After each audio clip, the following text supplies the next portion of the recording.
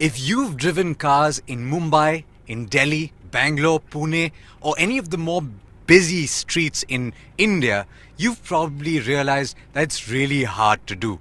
You go first and second gear, there's clutch and brake all the time, it's painful. This week, we have a new development. We have driverless cars coming in. Uber's announced that a few of its fleet has gone driverless. So we're going to be talking about the repercussions of that, whether or not it could happen in India. Ayush, you got to tell us a little more about the Uber development. Well, there's several developments, Alex. Thanks so much for joining us on BloombergQuint, guys. We are actually, first we should tell them where we are and what we're doing today. We are actually seated in a taxi today. Alex, and there's someone who's joining us in a bit as well. And we're actually driving around Nariman Point and Marine Drive. We thought we'll take it outdoors, figure out whether driverless cars can work in the first place. What Alex was talking about was Uber and the big news. That every week we get some big news about Uber, and Uber has essentially come out with a fleet, its first demo or trial fleet in Pittsburgh, Pennsylvania, which is a very difficult terrain to navigate anyways, but they've been working on it for 2 years. Well, but they're not the first people to come out with it. Right now, it's Ford Fusions. There'll be 12 more. I think there are 4 initially, so there'll be a fleet of 16. There's also a company called Newtonomy. Newtonomy is a Cambridge-based company which actually chose its trial run to be in Singapore for a host of reasons. We'll discuss it with you in a bit. But Newtonomy in Singapore has already set it up. It's very different. It's really different in Singapore than it is in Pennsylvania. Pennsylvania is a much older city. Well, it's long winding terrains, bridges, narrow alleys, and those Ubers are functioning on those routes right now as we speak, right? Of course, they look like some sci-fi stuff with lasers, cameras, and the like, but the ones in Singapore are a little different. It's a very set route in the island nation, and it's much easier to go out, really work out there. People adhere to rules a lot more. It's a planned city, but that's essentially what happened. I'm not going to tell you a lot more about that because there's so much to talk about when it comes to driverless cars. So with us today, we have a guest, and he's right at the back out there, Siddharth Rathore. Sid, thank you so much for joining us on BloombergQuint. You're most welcome, my pleasure. All right, now I'll give you a little bit of an introduction on what Sid does. All right, he's not dressed in black and white today, but he's actually a very bright young lawyer in Mumbai. He's an associate at Nishith Desai Associates, and he doesn't look at only all those things in the corporate world and all those tax and policy things that we talk about on BloombergQuint. Well, he also, in his spare time and his work time, well, he authors reports such as this one on driverless cars. So, Sid, there's a number of legal, economic, environmental, social ramifications to driverless cars. You're going to tell us what your research has been when it comes to driverless cars. Yeah, so I got interested in the driverless cars concept in 2010 Right. when Google introduced its cars. And, I used to do casual reading like all other, youngsters these days who are like excited about new technologies.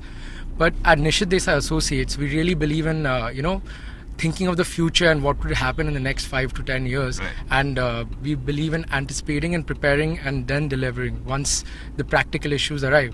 So I got the opportunity to work on this paper, look at the legal issues, look at the legal ramifications, also, with special reference to India. I know a lot of people are skeptical about the fact that whether the cars will come to India or not, but whether you see a driverless car plying on the streets of Bombay, it's certain that India will play a big role in the expansion of the driverless cars in the world because we have the most number of engineers, whether it's software engineers, we have the youngest population in the world, so we will be driving the technological revolution to a great extent in the 21st century. The concept of driverless cars is very, leaving aside the technological aspects. When the first driverless horseless carriages had arrived in 1880, which was introduced in Carl Benz's exhibition in Munich, people were really nervous because they were not used to seeing carriages being, driven by a machine.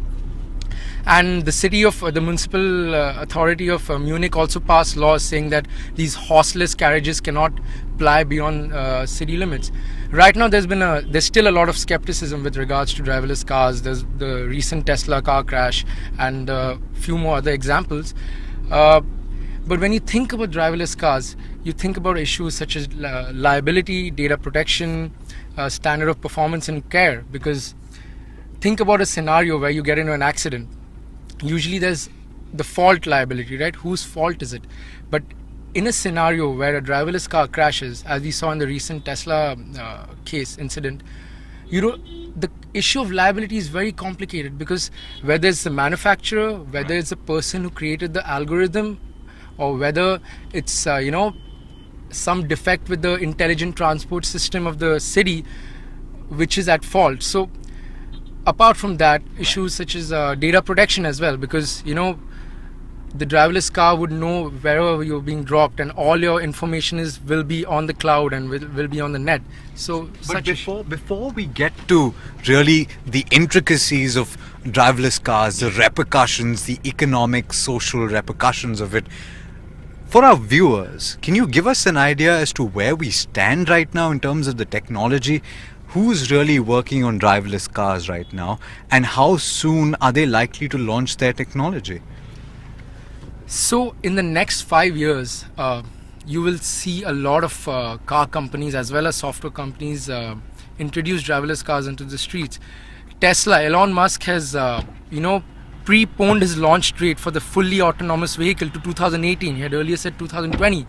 Audi, Toyota, BMW, and a lot of other car companies who don't want to be left behind in the race are really investing into the technology. You talked about Uber. They are collaborating with Ford.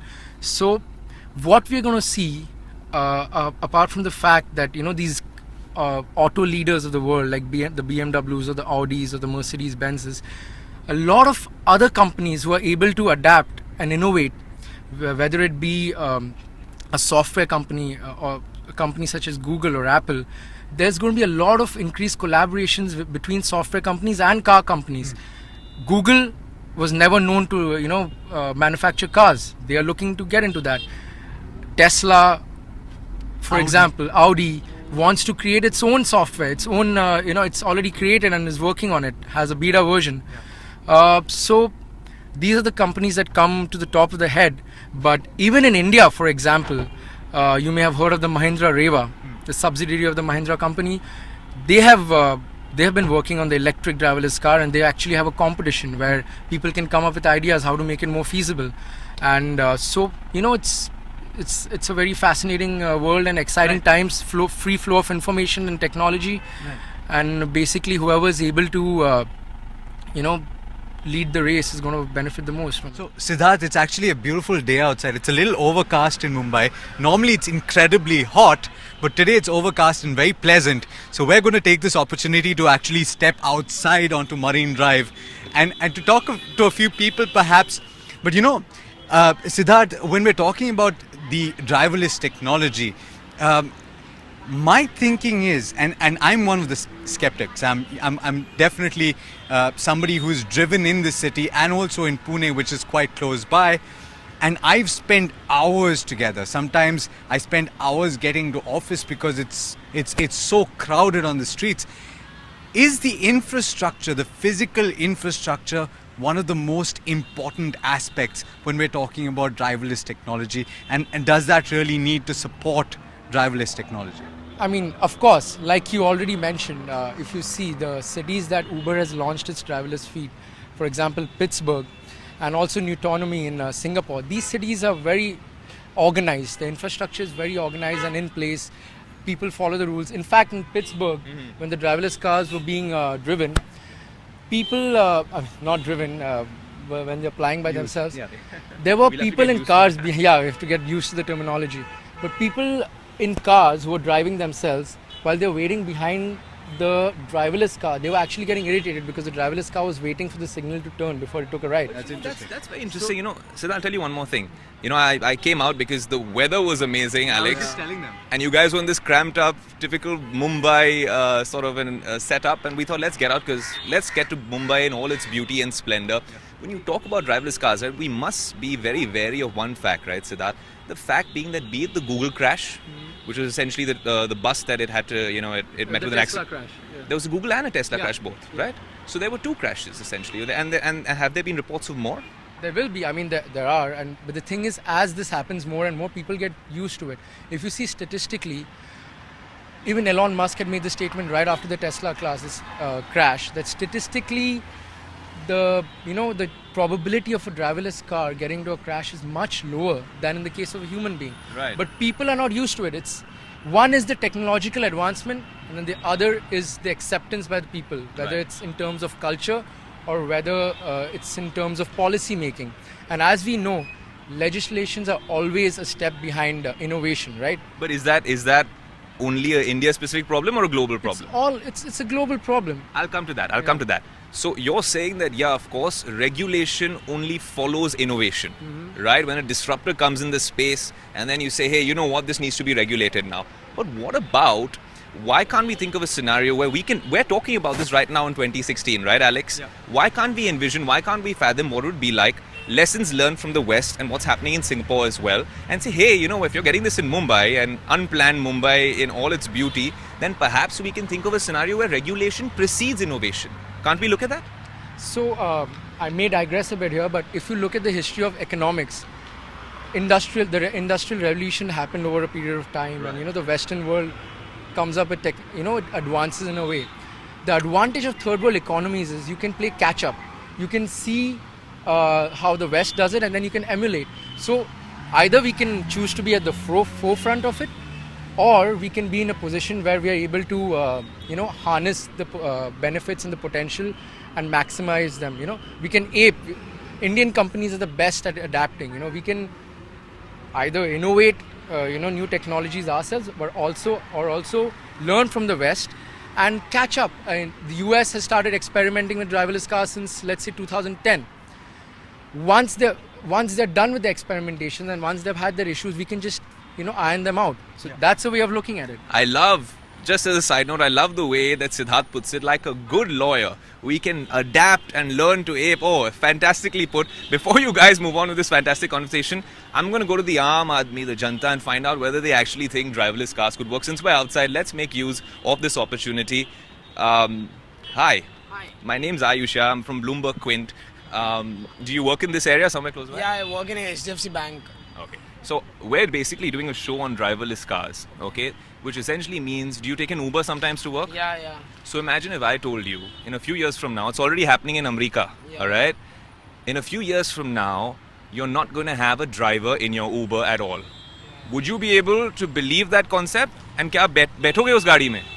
I think it will be a great invention, and if in real it happens, it will be a very good invention in India as well.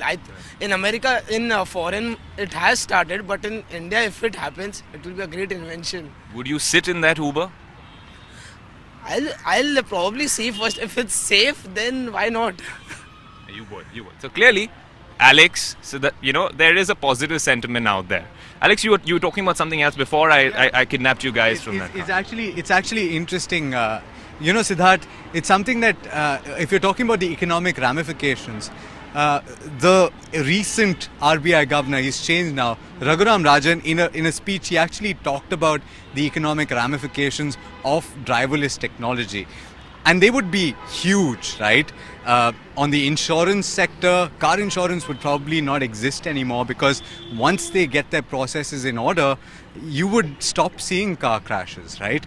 On the other hand, you'd have a lot of... On the other hand, it would, if I may think of a scenario where you want to choose to drive, right? Yeah. Because you love driving, you will have to pay a higher insurance premium. Okay. Because statistically, you're putting society in danger by choosing to drive yourself to continue your enjoyment of the driving pleasure. Yeah. So it's essentially disincentivizing what is status quo to make improvements in technology possible. But what would be the other economic ramifications of something like that? The economic ramifications will permeate across all sectors. Think about, for example, if you own a driverless car, or you don't need to own cars anymore.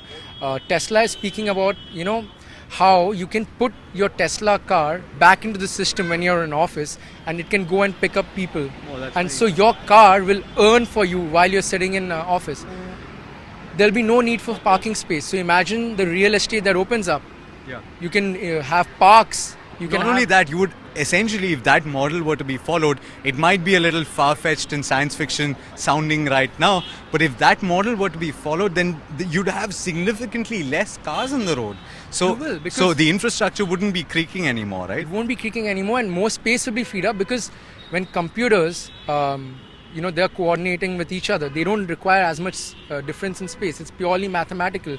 So imagine a mathematical precise arrangement of cars on the streets. That's going to be so efficient. There'll be no need for traffic signals. Right. In an ideal scenario, when all the cars are driverless, because the cars can seamlessly coordinate and avoid collision. Ayush, I think you found a few more people to speak to. I did. Before I do go to random people and talk to them anyways, there's also a comment on Facebook. Mr. Giridhar Joshi is saying, it will be safe, guys, because human beings are reckless drivers. So that's one aspect. There are people who I'm speaking to as well, and they're saying, of course we'd sit in an Uber. Of course we'd sit in an Uber without a driver, because a lot of the millennials, a lot of the young people think it's really cool, right? But, right now, when it's human beings, there are certain ethical dilemmas we have anyways. The question is, right, there's a legal dilemma, there's an ethical dilemma. And there's a fine line, Sid, right? Do you think that supercomputer, or that computer which is highly advanced, even in the next 2-3 years, will that be able to substitute human emotions, human thinking, and the fact that humans can discern really in aspects like In fact, this issue is also being talked about in the West as usual. I hope people in India start talking more about it. But the issue where you are buying a driverless car, now you have the option to choose between a software and algorithm to be installed in the car, where in a case where it has to either swerve to avoid a pedestrian or to protect the person seated in the car, what percentage or what probability would there be of the decision that it makes? A survey was done of people in California, and so when a third person, for example, if I asked you on the street, you would say that it's better that 5 pedestrians get protected instead of that one person sitting in the car. Right. But if the same question was asked to a person who would be the person sitting in the car, he said, no, I want to get protected. I mean, sad, too bad for the 5 pedestrians, but I want to get protected. So these things will be discussed, and the point is, while the issues actually start taking place, hopefully we'll have a system in place or some regulations in place, which will help decide, like probably have, some safeguards in the car where in such a scenario, you avoid the pedestrians or you just shut down or things like that. I mean, these are exciting times. Like, my guess is as good as yours how things will unfold, but all we can do is think about the present. I mean, what the present current infrastructure and scenario is, what the legal framework is right now, and imagine a situation wherein what would happen if, for example, tomorrow driverless cars were introduced. Right now we are not prepared for it. Legislations are not there, regulations are not there. Even the Western world is coming to terms with it. But sooner or later, like all technological revolution, is going to spread all over the world and it will become the norm. Soon, just not having a driverless car in your economy would be too efficient to sustain yourself in this competitive world, right? And have the comparative advantage vis-a-vis other countries. So, and it's also interesting, Sid, because I think there's a stat, Alex, where they actually talk about these driverless cars. Not only will it free you from doing things like driving a car, but it also gives you, I think, 50 minutes, 50, nearly an hour more of productivity, and you can do whatever you want with that, right? I think that will play a key factor, especially in the big cities, where people essentially, when they're driving to work, for some people it's a de-stressor. I know Alex is going to say it's a de-stressor for Alex to drive down to work, but I love going in an Uber because I can do so many things, right? I can respond to mails, I can play a game, I can, FaceTime or Skype someone, I can even do my work, I can, start writing a script for my next show. So there are several things that I can do. It's actually a very interesting. So we've actually spoken about the economic ramifications of it, but the social ramifications, right? Perhaps at some point of time, we're already debating about the regulations and whether or not they're in place, and also whether something like insurance would be used to disincentivize using your own car. But at the end of the day, transportation and the use of transportation is a choice. I can choose to take a train home because that would be faster and more efficient, but because either I like driving or it's a status symbol for me, I would want to have my own car, right? You know, it's interesting because, so while this isn't any more technology of the future, this is the present, guys. The fact that Uber and autonomy have already started, Tesla, Apple, Google, BMW, Audi, everyone is planning this already. They've already started, conducting their trials. There are issues with regulations and rules. For example, Sid, I remember that in some states in the US, a lot of these are happening on the East Coast because on the West Coast in California, there are several regulations when it comes to not having a person manually driving the car. But even this Uber stage and even in this autonomy trial sort of demo stage, they do have two technicians sitting in the car, right? If God forbid something happens, he will be able to take the wheel. In fact, there were a couple of journalists in the US during these Pittsburgh trials who actually took the wheel because there's no laws against people testing the car as well, right? So, in fact, there's the Vienna Convention on Road Traffic from 1968 was amended in 2014, right, wherein the regulation was inserted wherein it allows you to use an autonomous system in the car, but it requires the driver to be present. Yeah. So now, the Vienna Convention was on road traffic was in 1968. In 2014, they've allowed for autonomous driving, but having the driver in the car.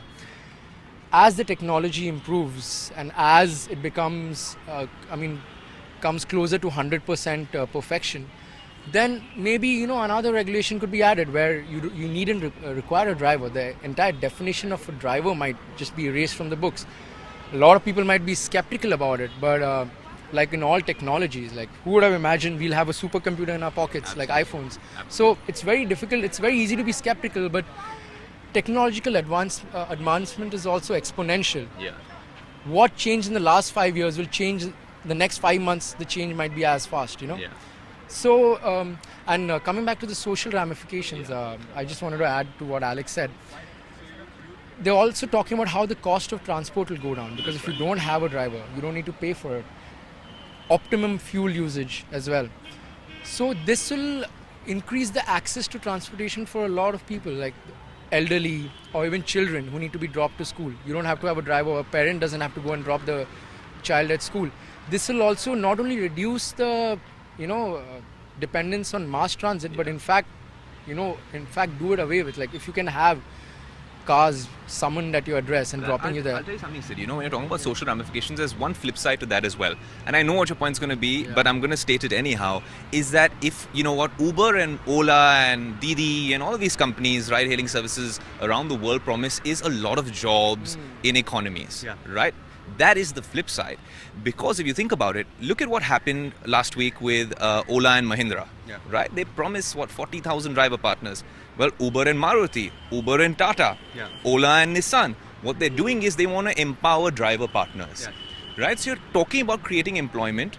Governments are happy saying, of course, this is going to sort out all our unemployment problems, right? And people have started thinking that this is a lucrative profession. And the social stigmas with it have also reduced over the years. It's also kind of cool to be making 1 lakh, a month in an Uber and Ola in India, right? I've noticed this from all my conversations with Uber and Ola drivers. But of course, do you think that those few jobs which will be created in the technology industry, or perhaps which will those actually offset the job losses which will be caused because of this whole automation? See, there's a lot of discussion and debate about this as well. And with every technological revolution, for example, Henry Ford's assembly line, that in itself caused a lot of anxiety in people because they thought, oh my God, we're going to lose all our jobs. But human beings also, when one job goes away, you get manpower and skill power freed up for a lot of other things. In fact, if you tell me, this is a lot of people come and become Uber drivers. But it's not really a skilled job. It doesn't really empower you for the rest of your life, if you think about it. If you look at it in a positive manner, not having the option to just go and become a driver might actually, force people to look at like other more like highly skilled jobs. And in fact, while, there's going to be like the stats which say that 3 million or 300 million drivers will go out of a job. However, at the same time, other jobs will increase. For example, whether it's to do with software, or whether it's with the management of the intelligent transport system in cities. I agree. Or whether it's entertaining someone, providing entertainment to someone sitting in a driverless car. Perhaps, So, yeah. you know, Well, even media and entertainment would be impacted as well. Exactly. Alex has been running around. Every time he goes out of the frame or I go out of the frame, we're running around trying to make new friends here on Marine Drive. Alex, you found someone? Yes, absolutely. And for the people who are joining us right now, we're actually discussing driverless technology because Uber last week or this week has introduced a few demo vehicles that have been operating in Pennsylvania. Which are Right? Ford Fusions for now. Yeah. But eventually we're looking at Volvo coming in. Yeah. And that's going to be interesting because all safety doubts would be dispelled all of a sudden, right? When Volvo comes into the picture. So the possibilities are phenomenal. We can all agree on that. Whether or not it'll take place in India is another matter altogether. But simply with the introduction of Uber and Ola, Ayush, we're already seeing a lot of migration towards these two operators because if you've stayed in Mumbai over the last city. if you've stayed in Mumbai over the last few years, you will have noticed that at certain times in the day it's really hard to get a black and yellow taxi. You know, so you have certain unwritten rules that state that if you're going from Marine Drive down this way, you know, you can only go towards Dadar. But if you're trying to take a cab from this end of the road and you want to go, say, to Nariman Point, they'll say no. So I'm actually going to speak to a couple of people here. They've ridden here, and I'm sure that they enjoy going on long rides, perhaps to the hills whenever they get a chance. But I'm actually going to ask them, if you have Uber or Ola driverless technology come into India, do you think that would actually work? Maybe, but the system should be correct for this. You know, we have such kind of mentality that person don't need. They have time to stop at the signal. Yeah. So that should be correct first of all. Right. I should say. And also, see, I'm sure that you've experienced this as well. I just talked about it. When you're going home in the evening after your 12, 14 hours, that is normal in Mumbai, you want to get home quickly, but the Kali Pili doesn't want to go. So with the introduction of Uber, the driverless guy is not going to be able to tell you, I don't want to go, right? That'd be a good thing, right? Yeah, it would be. So do you think that you would sit in a driverless car? Would it freak you out? Would you be scared about it? Yeah, sure. Right now, because it's a very far road from a for a driverless car. Because when I heard about Tesla and Apple, the system is not perfect. Right. And they are trying, but right now they haven't achieved anything. Like if I go and sit in the car, in the driverless car, and it will get me home. Yeah. So I don't think it would take probably 10-15 years. Okay. So we have actually people who've heard about the Tesla crash and who are actually talking about it and saying that they're not confident that the technology will get them home safe. Now, that of course has been the subject of a lot of debate. So we have people on the street, people we've just met, who think that driverless technology in India, or perhaps even in the rest of the world, may not come anytime soon, though we're talking about it now. Is it really important to bring the regulations in place, though, in anticipation of that technology coming in? well, the thing is, theoretically, one can say that yes, we should anticipate and get the regulations. But in a country as like India, even if you table a bill pertaining to a driverless car, there's going to be so much hue and cry because we have so many other issues that we have to handle. Having said that, there's no harm at least being prepared for a scenario where, in fact, if the technology comes, how do you cope with it with the existing legal infrastructure? Because we all know how long it takes for a bill to become an act in Parliament. And we have a lot of other issues to handle, whether it's malnutrition or I can list a number of things. course. So what I try to do with this paper as well is that, study the existing issues, existing legal infrastructure, and see how it can be managed within that. And driverless car is not the first technology that will be coming into India where the legal infrastructure is not ready. For example, take this Reliance Jio thing, for example. There's so much legal debate about it, whether, competition issues or even issues pertaining to, Idea and cellular and all going to the High Court.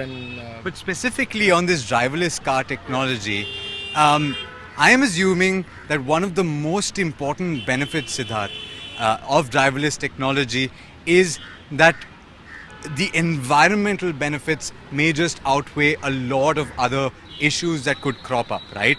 So for example, in Delhi, when you had the whole emission problem, ideally when you have driverless technology, you would assume that over a period of time, already you have less cars on the road because Ubers have been flying, right?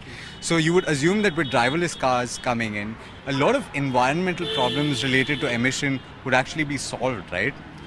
Yeah, think fuel optimization, mileage, think not having to stop at signals, and efficiency of cars on the streets, opening up of real estate leading to more scope of parks, and just the general, the complete efficiency of the entire system would lead to so many environmental benefits. The fact that people can ride and hail, like we already see with Uber, the whole concept of carpooling and sharing, and I mean, a driverless car would just open up one more seat, in the...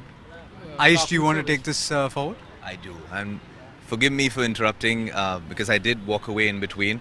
But I ended up speaking to people, well, there were a bunch of girls who were speaking in Thai and I didn't understand Thai. I tried using Google Translate, guys, it doesn't work because it backfired on me really embarrassingly. So I'm not going to bring that up in this Facebook Live. The beta version. Yeah. So I'm not going to use, please don't use Google Translate as a tourist anywhere around this world. But let's come to a more local topic because clearly speaking to foreigners is not going to help. Sid, Alex, we'll ask people through the course of this conversation as well. Sid, from a purely legal standpoint, right? Let's get into local laws and regulations. We have the Motor Vehicles Act, right? We have other regulations as well. RTO would have issues. Registration would be an issue. So we spoke about, even insurance companies would be hit saying, an insurance premium would go down. Perhaps that's one of the insights that you have. But what happens if I was to actually say, hey, if Mr. Modi was to speak to Mr. Musk again, saying get your driverless cars here or get Uber's driverless cars here, if Mr. Kalanick said yes, or Bhavish from Ola said yes, and you get these driverless cars here on a pilot basis on Marine Drive, on a fixed route, what would the first regulatory and legal hurdle be, and how do I solve that? In fact, if I can mention Roshi John of Tata, he was the first guy to install the driverless technology in a Tata Nano. But the only thing that was preventing him from testing it was permission from the traffic police. So, I mean, you can give temporary permission for it to be plied, but if you're talking about the appliance of driverless cars on a commercial basis, it's going to take a while because India as a country is generally very apprehensive about such technologies. The Google Street View, in fact, was disallowed by the government of India since after the 26/11 attacks in November because they thought that, mapping technologies would help terrorists, perpetrators of terrorism repeat such attacks. So a bill called the Geospatial Information Bill has been proposed. It's still at the proposal stage, where every time you use a mapping technology, whether it be checking in a restaurant on Facebook or any app or software that uses mapping technologies would have to obtain licenses. So if that bill becomes an act, can you imagine the scenario with the driverless cars? Right now, I mean, I don't think it's very simple that Mr. Modi can talk to Elon Musk. Because we are a democratic country and we have necessary regulations. No, hypothetically speaking. Yeah, but on an experimental basis, I don't see why not. And the idea is already being introduced here. Gurgaon has driverless pods now. They're going to introduce that soon. And it's just about people like being able to accept this new technology culturally as well as So there are social stigmas, of course, right? It's very human. It's always human in Mumbai. But I have another message I've just gotten from Rohan, who stays around the area, and I think he's seen us whilst we were shooting. And he has a beach buggy, right? A quad bike. And even with him, the issue is when he takes it out on Marine Drive or Worli Seaface, just to give you a perspective of how 20th century laws don't solve 21st century problems. Right, that's the classical proverb. Because when he does take his beach buggy out on the roads, it's a four-wheeler, but it's essentially a beach buggy, what you'd be using in on a sand dune or something like that. His issue, Sid, is that there's no proper license for what he uses, right? And the cops over here interpret it in a way saying, hey, you can't use this right now. What we'll do is we'll give you a challan, and you drive it for the course of this particular stretch, and then tomorrow again I'll give you a challan, because there's no real regulation to support what he does. Maybe it's a misinterpretation, but those are the kind of issues we're facing in Mumbai right now. And the problem is most of our regulations are, a lot of the definitions, or even the language, the drafting that is used is very vague. It's not very specific. Yeah. So that leaves a lot of scope for interpretation. Yeah. That employs people like lawyers and helps us, keep interpreting the law. Otherwise, but with cutting edge technologies, I guess, like even governments and policy makers are, maybe they're not as much like, in step with the cutting edge technologies, but I think with the free information flow and, it's just societies, you ask the person there, they are aware of the Tesla car crash. People on the streets are thinking about these issues. Yeah. People have a supercomputer in their pockets. They have access to the latest information, the latest developments in the world. So as it becomes more and more, as people talk about it, as the thought process starts, soon it will reach the doorsteps of the parliament as well. And, you never know. You say doorsteps of the parliament, then you're rubbing it in that obviously I've left the field of law and now I'm in the media. So I'm feeling bad that I'm not a lawyer anymore on these fantastic things. But at least, Alex, being journalists, we can stand in the middle of Marine Drive and talk about this to anyone, right? That's the beauty of us being here. But Sid, I'll tell you what. So we spoke about socio-economic, legal ramifications. There's an environmental ramification as well. You guys spoke about it? When you weren't here. And I did hear you guys a bit, but one point that I must talk about, you said, the doorstep of parliament, say policy makers, right, the legislators, the Supreme Court, the Delhi High Court, the NGT, they all get involved when it comes to pollution matters nowadays, right? In fact, there's all matters. Pokemon Go as well. Pokemon Go as well. In fact, you have lawyers coming in and filing a PIL there. But the thing with environmental issues is there's multiple jurisdiction, right? Who is imposing what on Delhi? Which cars are getting banned? It just gets so confusing nowadays. With these driverless cars coming in, do you think this would placate some of their concerns, at least saying there'll be less congestion, there'll be less, and also considering that all of these Ola, Mahindra, Tesla in the US, and a lot of cars are experimenting with hybrid vehicles and electric vehicles. Considering this, coupled with the fact that they're going to go driverless now, do we look at some of these environmental concerns, if they were to come into a place like Delhi or Mumbai, which is quite polluted, well, would we see them placating some of these concerns? See, then again, it's all about how you pitch it, right? And when it comes to pitching, you have the involvement of the companies who are interested in this technology, and the policy makers who they can get, whose attention they can gather. So, I think there are enough arguments for a driverless future, and if not in India, we're going to see examples in the West and how, the improvements that it's bound to have, like to the functioning of a city. And I guess, right now we can be defensive and apprehensive. We're always careful, like, oh my God, that's new, let's be careful. Uber has had so many issues just by being the taxi fleet with drivers by itself. So there are going to be strikes, there are going to be protests. But as history has shown you, there's always protests and strikes in every technological revolution. But then soon society accepts it and it's squeezed out. Only time will tell how we handle this situation. We can predict it, we can have some idea, but you never know. Sometimes people surprise you, sometimes society surprises you. In cities like Bombay, in fact, so cosmopolitan, people are ready to embrace. I agree. All they care about is getting home and, having more time. If you tell people you'll have more time, you'll have this environment. That makes it much easier. And I don't know about society and Mumbai and Pittsburgh and everything, but I know one guy who's very excited about this, and he's standing right beside Sid and me. That's Alexander Matthew. Hey, I was actually going to talk about that, just taking this on a lighter note. I know for a fact that when I'm in the car with Ayush, thankfully I'm driving, because Ayush tends to get a little distracted, taking in all the sights and the sounds of the city of Bombay, especially when he's going down Marine Drive. So definitely if there's a driverless car, Ayush at least, or his folks and his friends, will be more comfortable with the fact that Ayush will be safe and sound, rather than looking outside the window. He's not going to be worried about crashing into anything. So we've had a very interesting conversation. Thank you, Siddharth, for joining us.